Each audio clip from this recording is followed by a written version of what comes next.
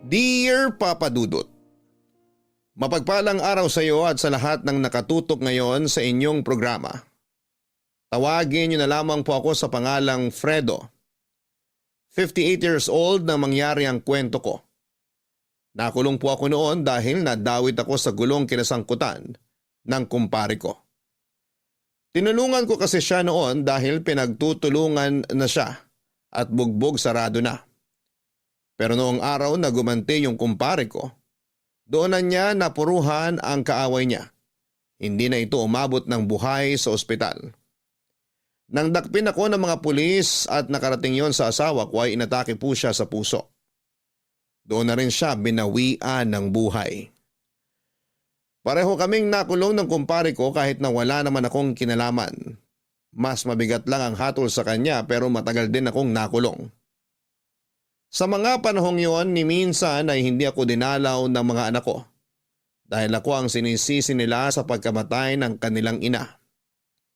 Sinabi rin nila na kahit makalaya pa ako ay wag nang magpapakita sa kanila dahil kinakahiya nila ako bilang isang ama. Kakalimutan na lang daw nila ako. Nakilala ko naman noon sa kulungan si Buji. Kaedad lang siya ng bunso kong anak. Nagulat ako noon dahil pareho kami ng naging kaso. Mas nauna lang siyang nakulong kesa sa akin. Palabiro si Buji at masayahin din kaya nakagaanan ko siya ng loob. Kung tutuusin ay parang anak na rin ang turing ko sa kanya noon. Paps ang tawag niya sa akin. Napakasarap sa pakiramdam na nagkaroon ako ng isa pang anak sa katauhan niya. Hindi naging madali ang buhay ko sa loob pero pinili ko pa rin magpakatino para hindi na magtagal pa doon. Doon ko kasi napagtanto na totoo ang ibang napapanood ko noon sa pelikula tungkol sa mga nararanasan ng mga bilanggo. Naunang makalaya sa akin si Buji at nung ako naman ang lalaya, siya ang sumundo sa akin sa labas.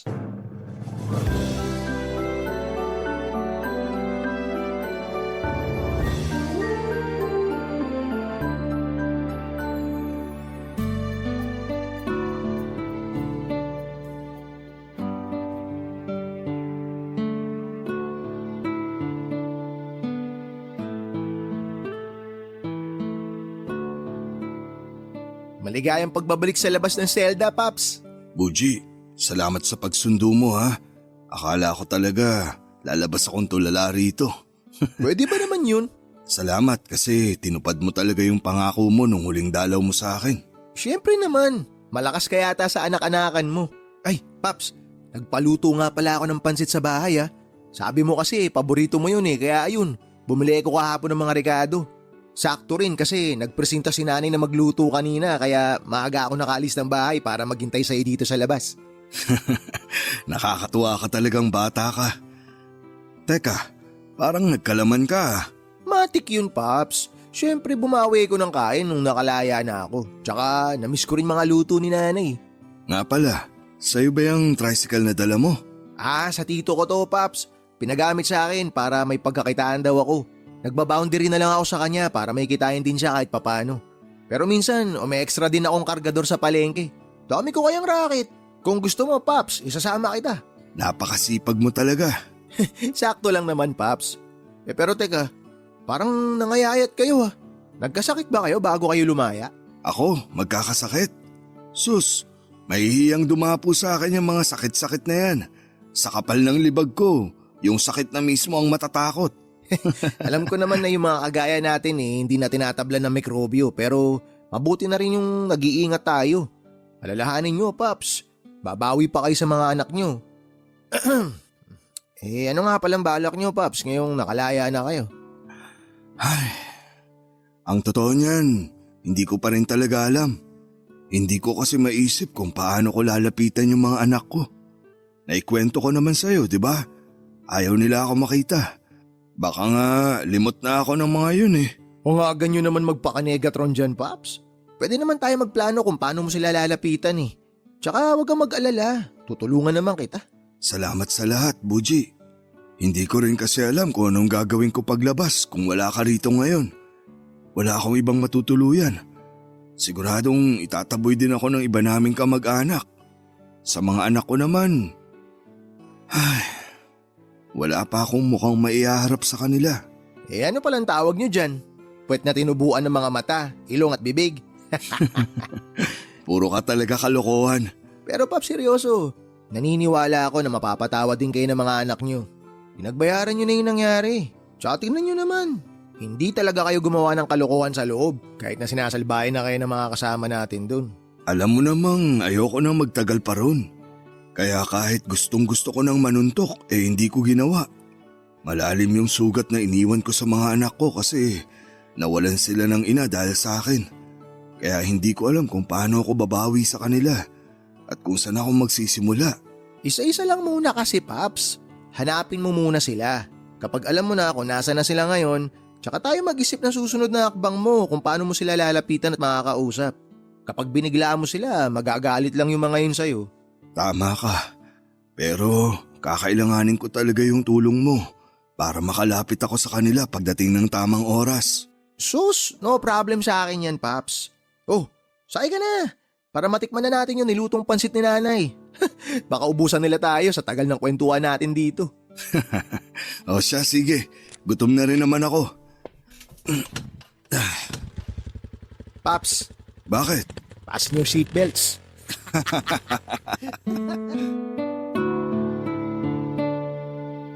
Papa Dudut, gaano ko man kagustong puntahan ang mga anak ko, ay hindi ko magawa dahil baka makasira lamang ako ng reputasyon nila. Inalam ko kung saan na sila nakatira at doon ko na nga po nalaman na pareho ng profesional ang mga anak ko. Maganda na ang buhay nila at ayokong masira yon. Kapag nalaman ng mga kakilala nila na kasama nila ang tatay nilang galing sa bilangguan. Ano man ang dahilan ng pagkakakulong ko, kriminal pa rin ang tingin sa akin ng ibang tao. Nakakalungkot man pero nagkasya na lamang muna ako noon sa pagtanaw sa mga anak ko mula sa malayo. Nalaman ko na teacher na pala sa isang pampublikong eskwelahan ang panganay kong si Andeng. Kaya naman tuwing hapon ay nag-aabang ako malapit doon para makita siya bago umuwi. Malaki nang pinagbago niya at mukha talaga siyang kagalang-galang. Tuwing umaga naman ay dumadaan ako sa nabiling bahay ng bunso kong anak na si Gael. Nakakatuwa dahil natupad na niya ang pangarap niyang makapagtrabaho sa isang malaking kumpanya gamit ang tinapos niyang kurso. Nakita ko sa isang post niya sa Facebook na nagpapasalamat siya sa mga taong tumulong sa kanya bago siya naging ICT manager. Nalaman ko yon nang mahanap ni Buji ang Facebook account niya. Nagpaturo ako noon na gumawa ng sarili kong account para updated ako sa mga nangyayari sa kanilang dalawa ni Andeng.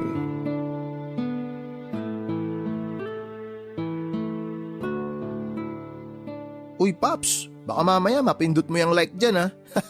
Mahuli ka pa ng mga anak mo na ini-stalk mo sila. Ini-stalk? Ni-stalk, parang binabantayan, minamatsagan, ganun. Ganito kasi yan, Paps. Kapag napindot mo kasi yung like dyan, makikita nila yun sa notifications. Pero pwede mo rin namang yan like. Ang problema, swertihan na lang yun kung hindi pa nakikita nung ini-stalk mo. Delikado pala makapindot dito ng di sinasadya kung ganun. I-add friend mo na lang kasi sila, Paps. Hindi nga ako nagpapakita sa kanila tapos i-add friend ko pa. Ikaw talaga. Kumusta nga pala yung pagbisita mo sa kanila? Hindi naman ako nakalapit eh. Tinatanaw ko lang sila sa malayo. Alam mo yung pakiramdam na gustong gusto ko silang yakapin ng mahigpit. Tapos hihingi ako ng tawad sa kanila. Pero tuwing nakikita ko kung gaano nakaayos yung buhay nila ngayon nang wala ako, parang gusto kong umatras na lang. Parang hindi naman nila ako kailangan sa buhay nila. Kayang-kaya nilang maabot yung pangarap nila nang wala yung tulong ko. Ay, ang bigat dito sa dibdib ko na hindi ko man lang sila mayakap. Pag mabigat na sa dibdib, sa likod naman. Biro lang. Pero malay mo naman, Paps. Nihintay ka rin talaga nila. Hindi natin alam, baka namimiss ka rin nila tsaka gusto nilang malaman kung okay ka. Imposible pang mangyari yun ngayon, Boji.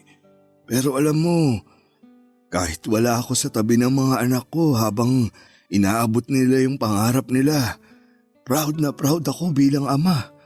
Kung pwede ko lang sana ipagsigawan ng mga anak ko sila. Ay, Sa lalim ng buntong hininga mo na yun, Paps, pwede na tayong gumawa ng balon Pero teka, parang namumula yung mga mata mo. Umiiyak ka ba? medyo naluluha lang. Gustong gusto ko na kasi silang makasama pero ang hirap-hirap. Kung may babalik ko lang sana yung panahon, hindi ko na sana tinulungan yung kaibigan ko. Buo pa sana pamilya ko ngayon at masaya pa rin kami kagaya ng dati. Paps, hindi man natin maibabalik yung panahon, hindi naman nauubos yung pagkakataon. Marami ka pang pagkakataon para humingi ng tawad at para bumawi sa kanila. Kahit gaano pa katindi yung galit nila sa'yo, sigurado ako na darating din sila sa punto na lalambot yung mga puso nila para magpatawad. Alam mo ba, nung mga bata pa sila, sa akin sila nagpapaturo sa math. Medyo mahina lang ako sa Englishan, pero pagdating sa bilangan, hindi ako magugulangan. Baka naman, Paps, pwede mo i-share yung galing mo sa math para mahawaan naman ako ng kahit konting talino. Baka sakaling magustuhan din ako ng babaeng nakukurso na daan ko. Sus, nakatapos ka naman ng high school ah.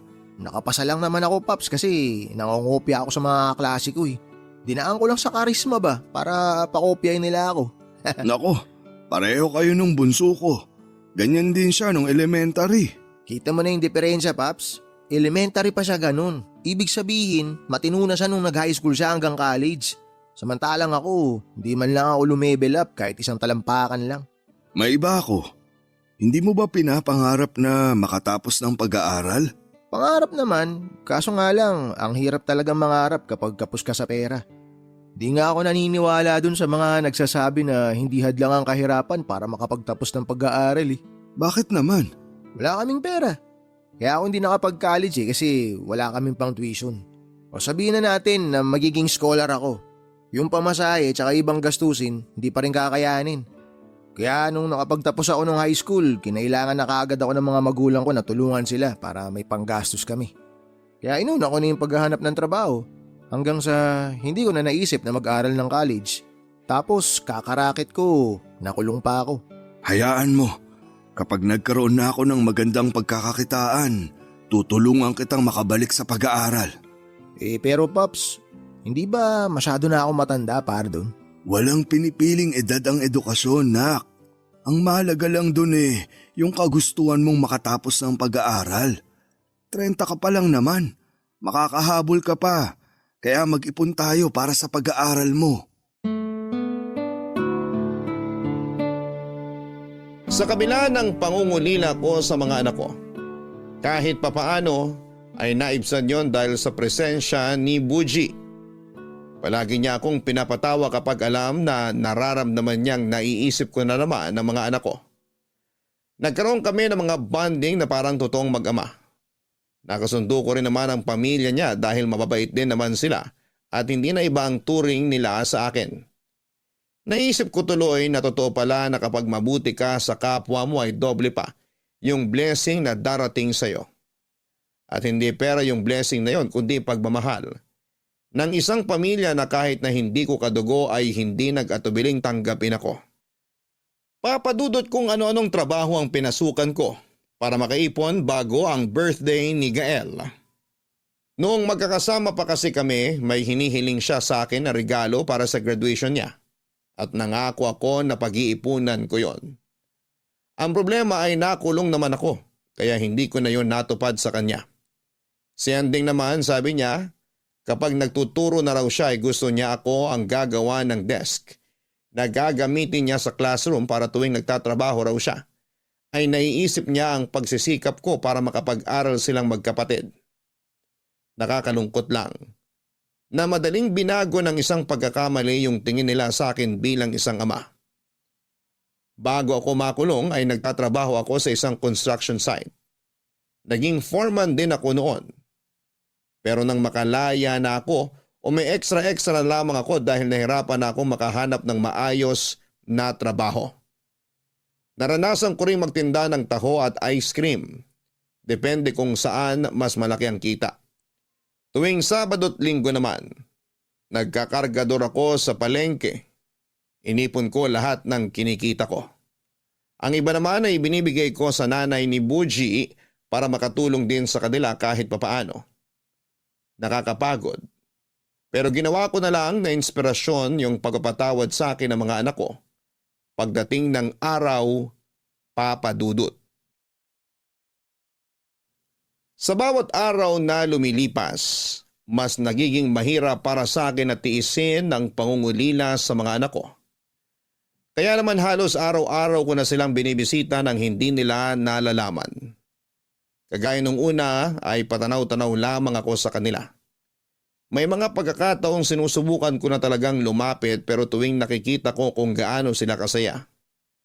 Parang hindi ko kaya ng puso ko na mapawi ang mga ngiti nila dahil lang sa presensya ko. Walang araw na hindi ko pinagsisisihan ang pakikialam ko sa gulo noon. Kung umawat na lang sana ako at hindi na nakisali pa. Buo pa sana ang pamilya ko. Walang ibang pwedeng sisihin kundi ako lang kaya inaako ko ang lahat ng paninisi na ibinigay nila sa akin. Sa dami ng racket ko, nagkakasakit na rin ako kaya sinabihan ako ni Buji na magpahinga naman muna. Alalang-alala sa akin yung batang yon. Ibinilin pa niya ako sa nanay niya na wag munang palalabasin ng bahay. Siya muna ang rumakit at hindi ko inaasahan na yung kinita niya ng mga araw na hindi ako makapagtrabaho ay hinulog niya sa alkansya ko. Ayaw niya raw kasing maudlot ang pag-iipon ko noong panahong yon. Papa Dudut, hindi ko namalayan na 1 taon na pala ang lumipas mula nang makalaya ako. Pero hanggang sa pagkakataong yon ay hindi ko pa rin nalalapitan sina Andeng at Gael. Hindi ko pa rin sila nakakausap. Hanggang sa makita ko ang post ni Andeng sa Facebook na nangangailangan siya ng gagawa ng mga sirang upuan at magpipintura sa classroom niya. 1 araw lang naman daw yon, kaya nagkaroon ako ng ideya, Papa Dudut. Uji, marami ka bang gagawin bukas? Mamamasada lang, Paps. Bakit? May hihingin lang sana akong pabor sa'yo, kung ayos lang. Sus, kahit anong pabor pa yan, Paps. Ayos na ayos lang. Nakita ko kasi yung post ni Andeng sa Facebook. Naghahanap siya ng magre-repair ng mga sirang upuan sa classroom niya, saka magpipintura daw. 2 raw yung kailangan niya. Baka pwede ka. Aba, mukhang alam ko na yung plano mong gawin, Paps ah. Sige, sama ako dyan. Pero syempre, kailangan muna natin pagplanuhan yung pagdidisguise mo. Baka hindi pa tayo nagsisimula sa trabaho pinalayas ka na ni ma'am. Kaya nga kailangan kita ron. Alam ko naman na matutulungan mo ko Wala talagang problema sa akin yung Paps, tutulungan kita. Pero may isang kondisyon lang sana ako. Ano yun, nak? Kapag ginawa natin yun, ipangako mo sa akin na hindi mo na palilipasin ang 1 taon na hindi pa kayo nagkakausap ng mga anak mo. Naiintindihan ko naman na galit pa rin sila sa'yo hanggang ngayon. Pero hanggang kailan ka magtatago, Paps? Habang tumatagal na iniiwasan mo sila, mas lalo rin nilang nararamdaman na wala silang ama. Anak din kasi ako, kaya alam ko yung mga ganung pakiramdam. Kaya sana, hindi nyo na ito patagalin pa. Ay, tama ka. Kung yan yung kondisyon mo, sige, payag ako. Basta pagbigyan mo lang muna ako sa iling ko sa'yo. Walang kaproble-problema sa akin yan, Paps. Okay, sige, ganito gawin natin. Ako yung mag-a-apply kay Ma'am Andeng. Ate na lang itawag mo sa kanya. Naku, hindi pwede yun. Teacher siya, Paps. Tsaka hindi pa naman kami magkakilala talaga At higit sa lahat, kapag sinanay ko yung sarili ko na tawagin siyang ate, baka mabuko tayo sa plano natin kapag nagkita kami tapos tinawag ko siyang Ate Andeng. Diba? Naisip mo pa yun? O siya, ikaw nang bahala kung paano mo siya tatawagin. Okay, balik tayo sa plano, Paps. Basta, kapag nandun na tayo, ako lang yung kakausap kay Ma'am Andeng. Ha? At ikaw naman, lalayo ka sa kanya hanggat maaari. Ayos lang yun. Ang mahalaga, nasa iisang classroom lang kami. Makikita ko siya ng mas malapitan. Malay mo, magkaroon ako ng lakas ng loob na kausapin na siya. Alam mo, Paps, nakaka-touch na sana tong plano natin Kaso, para tayong mga siraulo sa parting magdidisguise tayo. Napag-aahalataan kung sino yung mastermind Ang luma. Kanina pa ako nakakahalata sa'yo. Parang napipilitan ka lang na sumama sa plano ko. Paps naman, di ka na mabiro. Siyempre sasamahan kita kahit anong mangyari.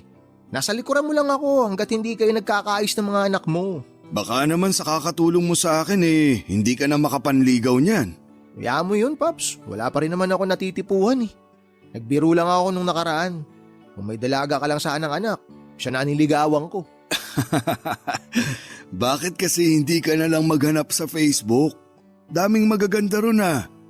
Marami talaga. Pero karamihan din sa kanila, mga poser. Ano yun? Yung mga gumagamit ng mga picture ng ibang tao tapos magpapanggap na sila yun. Pinipili talaga nila yung maganda o yung gwapong picture para mas makaakit sila. Lakas tama nga ng mga yun eh. Kasi paano kung makipag-meet nga yung kausap nila? Nako, nakakatakot din palang makipag-ibigan basta-basta sa online na yan. Ganun na nga, Paps. Kaya kailangan din maging maingat. Ay, siya nga pala. Para mas madali, magme-message ako sa account ni Mamanding para maunahan natin yung ibang mga interesado. Kung pupunta pa kasi ako sa eskwelahan, baka may makakuha na siya eh. Mabuti pa nga. O paano? Maaga tayo bukas. Magkikita tayo bukas. Kung matatanggap tayo. Papadudot na kausap ni Buji ang anak kong si Andeng. Nag-reply siya na mag-message si Buji at nagkasundo naman sila sa gagawin at kung magkano ang araw namin sa pagtatrabaho. Isang araw lang naman naming tatapusin lahat ng aayusin sa classroom niya. Ewan ko ba pero excited talaga ako noong araw na yon. Halos hindi nga ako makatulog habang iniisip kong makakasama ko ang anak ko kahit na isang araw lang. Medyo kabado rin ako dahil baka hindi talaga maiwasang kausapin niya ako. Siguradong makikilala ako ng anak ko kapag nagsalita ako o humarap sa kanya. Pinag-isipan ko rin ang naging kasunduan namin ni Buji na hindi na papaabuti ng isang taon ang hindi ko paglapit sa mga anak ko. May punto naman siya at ayoko ring tuluyan nang lumayo ang loob sa akin ni Andeng at Gael. Batid kong hindi ko na mabubura ang nagawa kong pagkakamali noong nakulong ako. Pero may magagawa pa ako para mapatawad nila. Papadudot dahil may kalaguan na ang buhok ko at nakasuot din ng face mask ay hindi ako kaagad makikilala ni Andeng. Isa pa'y usapan talaga namin ni Buji na tuwing may sasabihin si Andeng kahit instruction lang ay siya ang haharap at makikipag-usap. Gaya ng napag-usapan, wala kaming tatanggaping bayad dahil ako na ang bahala sa sahod ni Buji. Napaglaanan ko na kasi ng pera ang araw na yon. Pero pagdating namin sa school, hindi ko inaasahan ang kalokohang naisip ni Buji para lamang hindi kami magkausap ng anak ko, Papa Dudut. Paps, kurap-kurap ka naman dyan. Baka manigas na yung talukap mo niyan. Ikaw naman, kinakabahan na nga yung tao eh. Hindi mo ba napapansin? Panay yung tingin ni Andeng dito. Nakilala yata ako. Kalma lang kasi, Paps. Hindi yan. Natutuwa lang siguro sa ginagawa natin kaya tingin siya ng tingin. Tinan mo mamaya, aalukin na tayo ng merienda niyan. Sabi ko na nga ba yun lang inaabangan mo. Tagal kasi mag-alok eh. Mag-alas 11 na kaya. Tapusin na lang muna natin yung trabaho para hindi tayo mapahiya sa kanya. Nako, Paps, kung di lang pamilyado yung panganay nyo, baka na-inlove na siya sa akin ngayon. Tinan mo naman yung mga pininturahan ko. Polidong polido. Makinis pa sa mukha ako eh. Huwag ka munang magyabang dyan. Hindi ka pa tapos. Sige ka, di kita babayaran. Huwag ka nga ano dyan, Pops. Kahit naman ikaw, hindi ka pa tapos eh. May 2 upuan ka pang di naaayos. Mabilis na lang to. Hayaan mo, tutulungan kita mamaya sa pagpipintura. Kahit di na, Pops, kayang-kaya ko na to. Pero wala na akong gagawin dito mamaya pagkatapos ko sa mga upuan. Alam mo naman, baka bigla akong lapitan kapag nakitang wala na akong ginagawa. Grabing paliwanag naman yan. Sige na nga, Paps. Titiraan kita ng mga gagawin mamaya. Total, mukhang nakukulangan ka naman sa mga gagawin. Magtatanong din ako kay Ma'am Andeng mamaya kung meron pa siyang ibang ipagagawa. Wow! Ang bilis niya trumabaho ah. Si Manong patapos na. Konti na lang din yung pipinturahan. Kayang-kaya niyo palang tapusin kaagad eh. Mukhang nakukulangan pa nga tong si tatay sa gagawin, Ma'am eh. Talaga? Kaso wala na akong ipapaayos eh. Yung mga upuan lang talaga. Baka gusto niyo rin pong ipalinis tong classroom. Ha? Naku hindi. Ako nang bahala sa paglilinis nito. Libre lang po ma'am kung sakali. Hey nako, wag na. Nakakahiya na sa inyo. Kung ano na lang ang napag-usapan natin, yun na lang ang gagawin nyo. Okay? Okay po ma'am, kayo pong bahala. Kung may kailangan kayo, sabihin nyo lang sa akin. Magpapabili ako. Ang totoo po niyan ma'am, meron po talaga kaming kailangan eh. Ano yun? Parang kailangan po namin ng ng ano ma'am, yung malamig na nakabote, tas may straw, tas doon kayo hihigop, tapos malambot na pambara ng lalamunan. Naku, oo nga pala, mag-aalas 11 na. Buti sinabi mo yan. Nalibang na kasi ako sa mga ginugupit kong decorations kanina, kaya hindi ko na namalayan yung oras. Pasensya na ha. Nako, wala pong kaso yun ma'am. Magpapabili na lang ako ng merienda nyo. Okay lang ba kung maghintay pa kayo ng ilang minuto? Opo ma'am, maghihintay kami, wala pong problema. Eh si Manong kaya, baka nagugutom na siya. Ayos lang po siya ma'am, hindi pa po siya nagugutom. Bakit ikaw yung sumagot para sa kanya? Ano ma'am kasi hindi po siya nakakapagsalita. Pasensya na po kayo kung ngayon ko lang nasabi sa inyo. Ano ka ba? Ako nga dapat ang humingi ng pasensya eh. O siya, magpapabili na muna ako ng merienda nyo. Pakihintay na lang sandali. Okay po ma'am, salamat po. Ikaw talaga, Buji. Bakit sinabi mong hindi ako nakakapagsalita? Hayaan mo na Paps, hindi naman tayo nabisto eh. Tagumpay yung plano at tagumpay din yung merienda.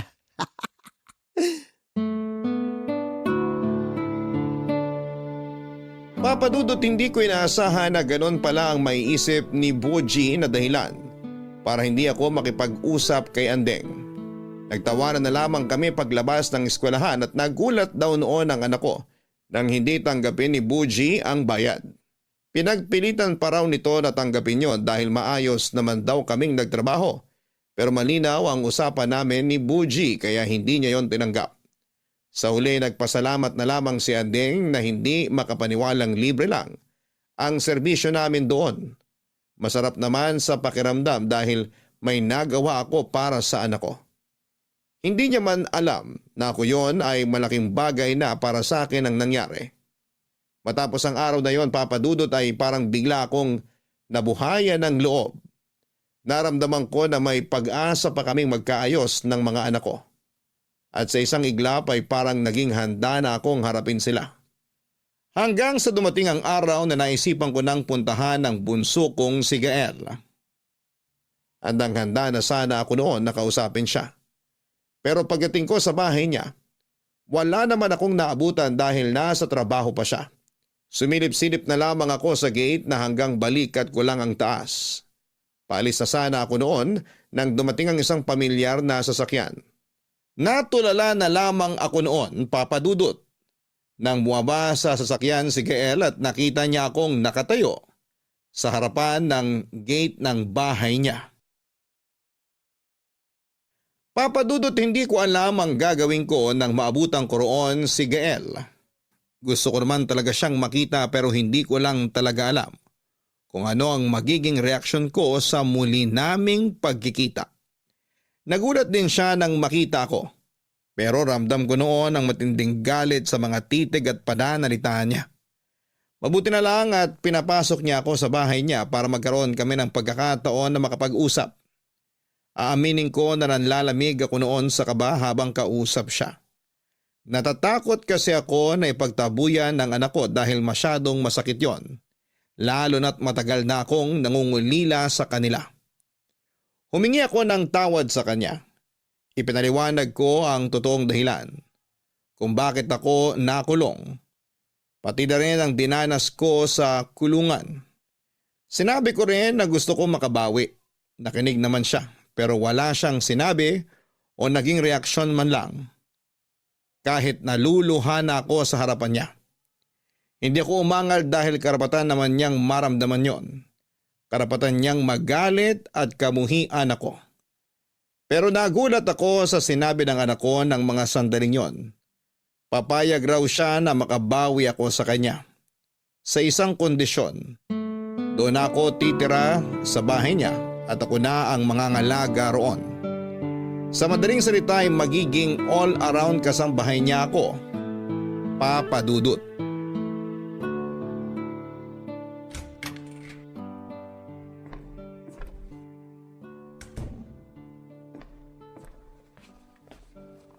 Kumusta lakad mo, Paps? Nakausap ko na si Gael. Talaga? O ano sabi niya? Gaya ng inaasahan ko, galit siya sa akin. Marami akong narinig na masasakit na salita. Sinumbatan niya ako sa pagkawala ng nanay nila at sa kahihiyang iniwan ko nung nakulong ako. Kung ganun, hindi pa pala kayo nagkakaayos? Pinaalis ka ba niya? Hindi. Gusto niya na doon na ako tumira sa bahay niya. Ayun naman pala eh. Konting lambing na lang yun. Mapapatawad ka na rin nun. Pero gusto niya akong patirahin doon. Hindi para makasama niya, kundi para maging kasambahay. Ha? Kasambahay? Pambihira sa edad niyong yan, gagawin pa niya kayong kasambahay? Ayos lang naman sa akin yun. Marami naman akong kayang gawin. Marami kang kayang gawin, Paps, pero tatay ka niya. Hindi ka naman ibang tao na nag-a-apply para mamasukan. Nasasaktan ako sa mga sinabi ng anak ko. Pero ito na yun eh. Ito na yung hinihintay kong pagkakataon na makalapit sa kanya. Sigurado na ba kayo dyan? Oo, kailangan ko makabawi sa kanya. At yun ang kondisyon na hiningi niya sa akin. Eh hindi naman porke may kasalanan kayo sa kanya pwede niya na kayong alilain. Hindi naman niya ako aalilain, Nak. Kumbaga, ako lang yung mag-aasikaso sa bahay niya. Kasi busy siya sa trabaho. Tsaka wala rin naman akong gagawin kaya ayos lang yun. Kung bukal sa kalooban yung pagpapatawad, Paps, hindi niya na kayo kailangan pahirapan. Kung ano man yung nagawa niyo noon, napagbayaran niyo na yun sa kulungan. Sa gusto niyang mangyari, parang ikinukulong niya kayo uli. Ay, kung yun lang ang paraan para magkaayos kami ni Gael, titiisin ko na lang muna. Huwag mo kong alalahanin. Ayos lang ako. Paano namang hindi ko kayo aalalahanin? Wala na magpapaalala sa inyo kapag kailangan niyo ng uminom ng gamot niyo. Bibili ako ng cellphone. Kahit yung mumurahin lang, tapos i-add kita sa Facebook. Doon na lang tayo mag-usap. Paalalahanan mo ko lagi. Wala na akong kasabay kumain kapag ginagabi ako ng uwi. Pupunta-punta pa rin naman ako rito. Di naman kita mamimiss. Mukhang hindi nga. Ang bait naman kasi masyado ng bunso mo, Paps eh. Sa ngayon, iniintindi ko na lang muna siya kasi alam kong puno pa siya ng galit. Alam mo, Paps, gets ko naman talaga siya dun sa galit niya. Pero hindi naman ikaw yung mismong pumatay sa asawa mo eh. Oo, pero alam ko naman noon na hindi maganda ang lagay ng asawa ko. May sakit siya sa puso, kaya delikado kapag inatake. Sana naisip ko yun bago ako nakisali sa gulo. Natulungan ko nga yung kaibigan ko. Nawala naman sa akin yung pamilya ko. Sa kagustuhan kong patunayan na isa rin akong mabuting kaibigan. Napabigat naman ang naging kapalit ng nangyari. Sorry, Paps ah. Pero hindi naman napapatunayan ng pagkakaibigan sa pagdamay sa gulo. Mas maganda siguro kung inawat nyo na lang sila nun. O kaya humingi kayo ng tulong. Hindi ko na yun naisip nun kasi nagkakagulo na. Nadala ako ng emosyon ko nung nakita kong bugbog sarado na yung ninong ni Gael. Ang kaso, nabugbog din kayo dun sa loob. Naranasan nyo pa nadapuan ng malalaking lamok. Yung mga lamok na hindi na tinatabla ng katol.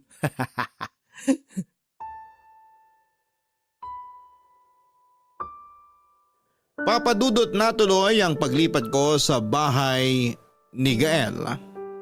Dinala ko na lahat ng gamit ko roon. Pero bago ang lahat ay nagpaalam na ako ng maayos at nagpasalamat kay Buji at pamilya niya. Malaki kasi ang naitulong nila sa akin. Kung wala sila ay baka kung saang lupalop na ako napunta. Hindi naman kasi lahat ng bagong laya ay may nauuwi ang pang pamilya. Yung iba nga gaya ko ay halos ayaw nang lumabas dahil wala rin naman daw silang uuwian. Mas gusto nilang manatili na lamang sa kulungan dahil doon. Kahit papaano ay meron pa silang nakakain. Pero alam ko naman sa sarili ko na hindi para sa akin ang pagiging preso. May mga anak ako at mas gusto ko silang makasama. Papadudot naging all around na kasambahay ako ni Gael. Mula sa paglilinis, pagluluto at maging sa paglalaba ay ako na ang gumawa noon. Hindi ko na lang inisip na mali yung ginagawa kong pagkonsente sa anak ko. Ang mahalaga sa akin ay araw-araw ko nang nakakasama ang bunso ko. Habang busy siya noon sa trabaho ay palihim ko namang ginagawa ang regalo ko kay Anding. Ginawan ko siya ng bagong desk. Alam ko naman na kaya na niyang magpagawa ng bago. Pero napansin ko noong nagtrabaho kami sa classroom niya na luma na ang ginagamit niya. At hindi pa rin niya pinapalitan. Kaya naisip kong ituloy ang plano kong regaluhan siya. Hindi ko man kayang bumili ng mamahaling mesa ay kaya ko namang gumawa ng simple at magagamit niya ng pangmatagalan. Pinasukatan ko na rin yon ng salamin na ilalagay sa ibabaw. Papadudot, hindi pa rin alam ng panganay ko na nakalaya na ako ng mga panahong yon. Nakiusap kasi ako noon sa kapatid niya na huwag munang ipapaalam sa atin niya ang tungkol sa akin. Pumayag naman siya pero tulad kay Gael, hindi ko inaasahan na mas mapapaaga ang pagkikita namin ni Anding.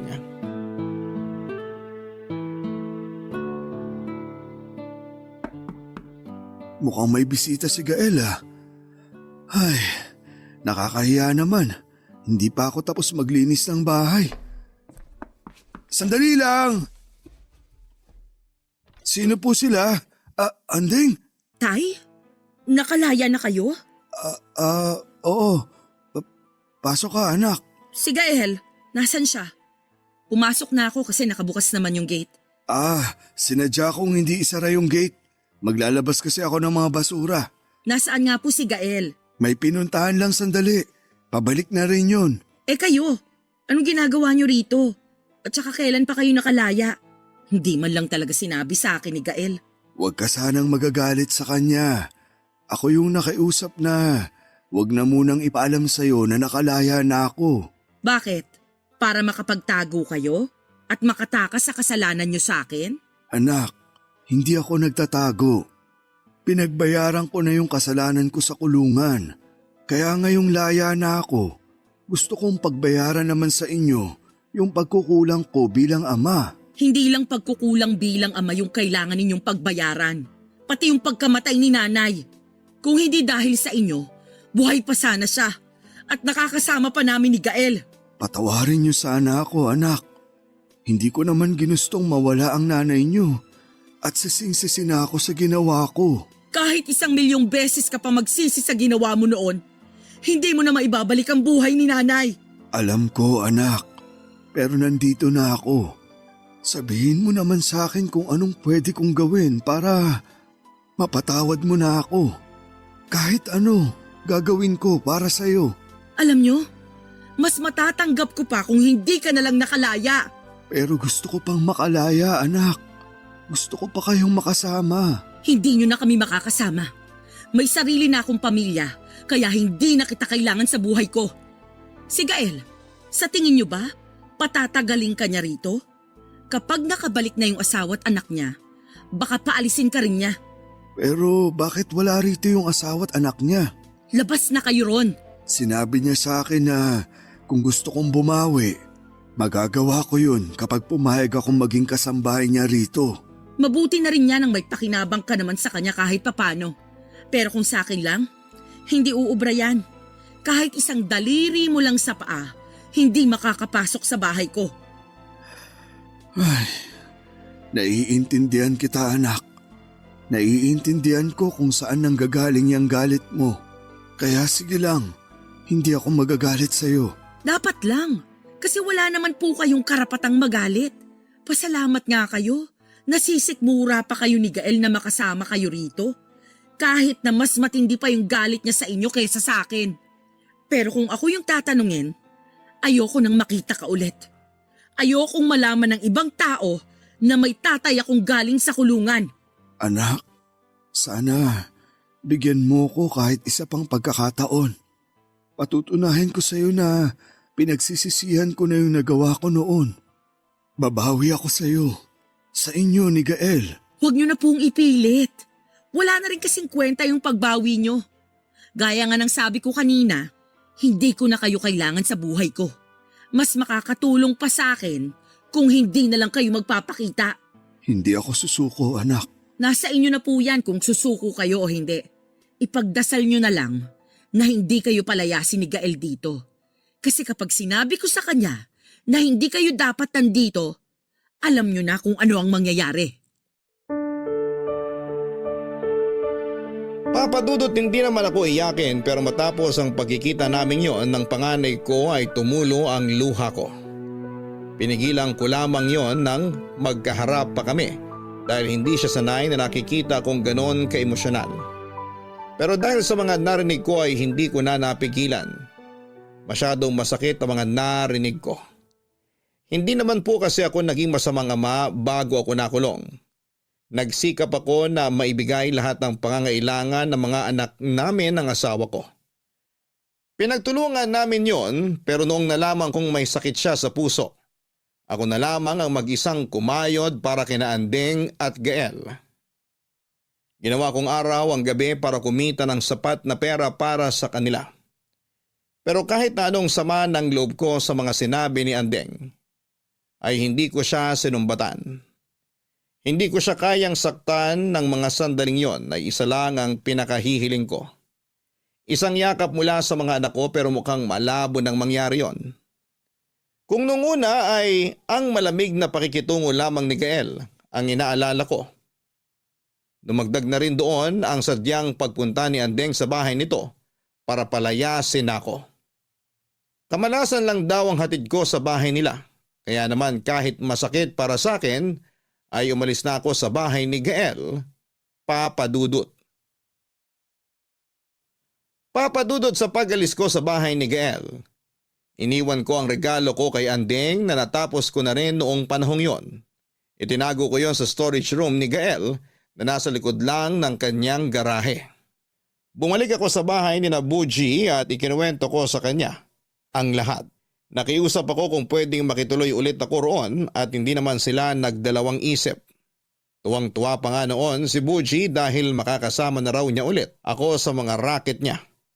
Hanggang isang araw may kapitbahay kami na nagaya sa akin na sumama sa pangingisda. Ang kaso ay kailangan namin doon muna maglagi sa Bataan. Medyo may kalayuan pero malaki naman daw ang partehan kaya nagpaalam ako ulit kina Buji. Sumama ako sa pangingisda sa kagustuhang mas mabilis na makaipon ng pera.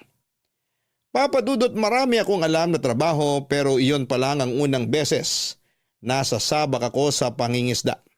At habang nasa laot kami ay hindi namin inaasahang sasama pala ang panahon. Lumaki ang alon at hinampas ang bangkang sinasakyan namin. Tumaob po yun at kasama ako sa mga lumubog. Dahil hindi ako sanay sa dagat ay sinagip ako ng mga kasama ko at agad na dinala sa pinakamalapit na ospital. Nang malaman ni Buji ang nangyari ay kaagad niya akong pinuntahan. Alalang-alala siya sa kalagayan ko noon. Naging maayos naman ako pero nakita ko ang lungkot at takot sa mga mata ni Buji habang kausap ako. Matapos yon ay nagpaalam muna siya na may importanteng pupuntahan. Pero ang hindi ko alam ay habang naroon pa ako sa ospital, ay pinuntahan na pala niya ang anak kong si Andeng, Papa Dudut.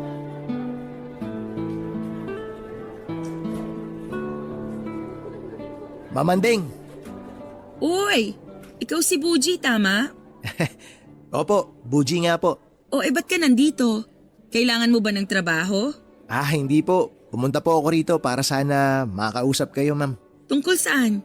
Tungkol ba to dun sa ginawa nyo nung nakaraan na hindi kayo nagpabayad? Kailangan nyo na ba ng pera ngayon? Isa-isa lang po, Mamandeng. Mahina po kalaban eh. Ikaw talaga? Pero ano nga yung sadya mo sa akin? Ma'am, naalala niyo po ba yung lalaking kasama ko na nag-repair ng mga upuan? Oo naman. Naalala ko pa si Manong. Kumusta na nga pala siya? Nasa ospital po siya ngayon eh. Ha? Anong nangyari sa kanya? Sumama po kasi siya ng mga isda. Tapos inabutan po sila ng sama ng panahon sa laot kaya tumaob po yung bangkang sinasakyan nila. Diyos ko. Kumusta na ba ang lagay niya ngayon? Kailangan niyo ba ng tulong pinansyal? Bali ang kailangan niya po yung mga anak niya. May mga anak pala siya. Opo ma'am. Babae po yung panganay. Lalaki naman po yung bunso. Pero Bakit dito ka pumunta? Ano bang pwede kong maitulong sa kanya? Kung pupuntahan niyo po siya, ma'am, napakalaking tulong po nun para sa kanya. Teka, hindi kita maintindihan. Bakit naman ako pupunta? Eh yung mga anak naman niya ang kailangan niya, diba?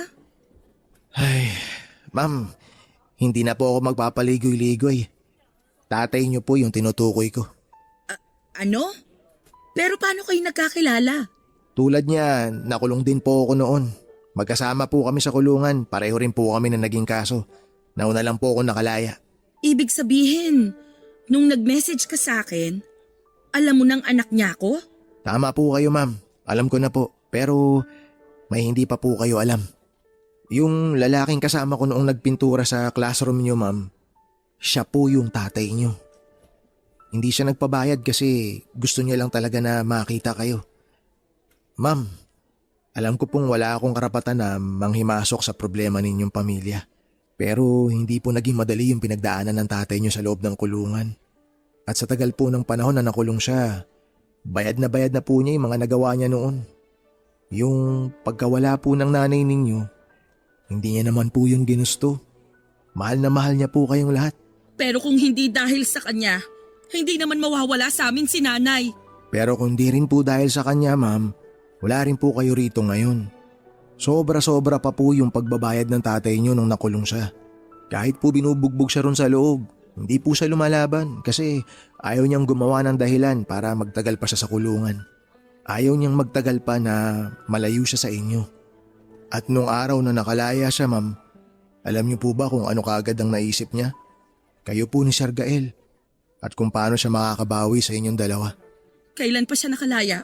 Noong nakaraang taon pa po siya nakalaya, ma'am. Matagal niya na po kayong binibisita nang hindi niyo alam. At palagi rin po siyang dumadaan sa bahay ng kapatid niyo. Kaya nga po naisip niya na kami na lang po mag-apply sa inyo nung nangangailangan kayo ng trabador para makalapit po siya sa inyo nang hindi niyo nahahalata. Wala po siyang masamang intensyon, ma'am. Gusto niya lang po kayong makasama. Kaya sana naman po bigyan niyo siya ng isa pang pagkakataon. Hindi naman kasi ganun kadali yun. Nasaktan din kami ni Gael. Alam ko po yun, ma'am. Pero pwede niyo pong subukan magpatawad kahit paunti-unti lang. At pwede niyo pong simulan yun sa pagpunta niyo sa ospital. Iuuwi ko na po siya sa amin bukas. Kung gusto niyo po siyang makasama, ipapadala ko sa inyo yung address ng ospital dun sa Bataan kung saan siya dinala ng mga katrabaho niya. Gusto ko siyang makita. Sasamahan ko po kayo sa kanya, ma'am, pero bago po yun, gusto ko po munang ipaalam na may hinandang regalo sa inyo ang tatay niyo. Nasa likod po yun ng garahe ni Sir Gael. Makikisuyo na lang po ako sa inyo, ma'am, na pakisabi na lang kay Sir Gael na may regalo po sa kanya ang tatay niyo. Maiwan ko na po kayo, ma'am. Sabihan niyo na lang po ako kung kailan niyo balak pumunta sa ospital. Mauna na po ako.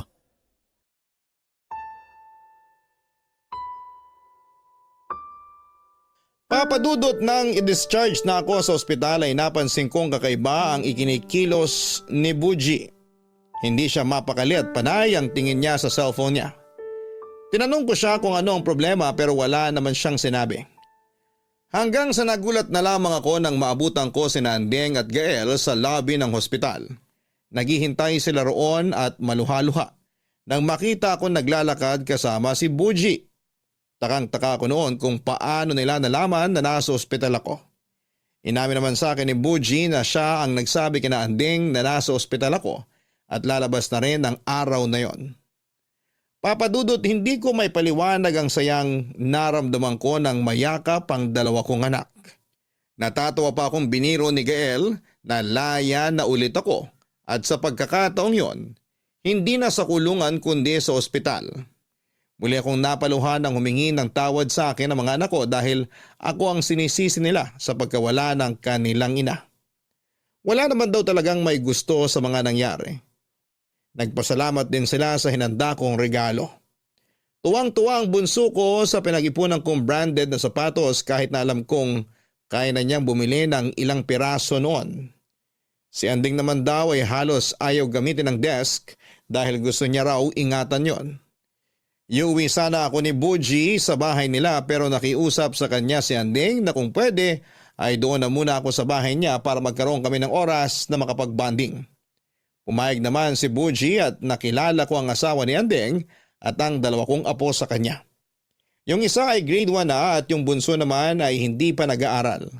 Sobrang saya ko ng panahong yon.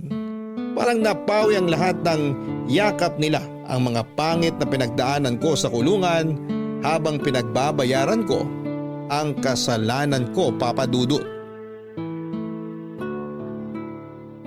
Tay, salamat dun sa mesang ginawa mo ha. Ang ganda. Nagustuhan ko. Tsaka mukha talagang matibay. Nako, matagal-tagal ko rin kayang ginawa yon. Itinago ko pa kay Gael kasi baka mapagalitan ako kapag nakita niyang may iba akong ginagawa. Stricto maging boss yung kapatid mo. Ay nako, ganun talaga siya tay.